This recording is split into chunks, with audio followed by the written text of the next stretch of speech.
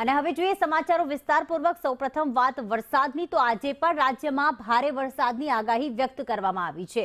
કેટલાક જિલ્લામાં ભારે વરસાદની આગાહી છે, જેમાં ભાવનગર, અમરેલીમાં ભારે વરસાદ રહેશે। સુરત, ભરૂચ અને તાપીમાં ભારે વરસાદનું યલો એલર્ટ અપાયું છે। ડાંગ, નવસારી અને વલસાડમાં પણ યલો એલર્ટ આપવામાં આવ્યું છે, ત્યાં પણ વરસાદ વરસી શકે તેવી શક્યતા।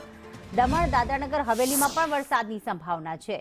તો ગીર સોમનાથ, જૂનાગઢમાં પણ વરસાદની આગાહી। બોટાદમાં પણ ભારે વરસાદની શક્યતા છે। કચ્છ, બનાસકાંઠા, પાટણમાં હળવો વરસાદ રહેશે। તો મહેસાણા, અમદાવાદમાં પણ હળવા વરસાદની આગાહી વ્યક્ત કરાઈ છે। મોરબી, જામનગર, રાજકોટમાં પણ વરસાદની આગાહી સાથે વડોદરા, છોટાઉદેપુર, નર્મદામાં પણ વરસાદી ઝાપટા પડશે। ગાંધીનગર, વડોદરામાં પણ છૂટોછવાયો વરસાદ રહેશે।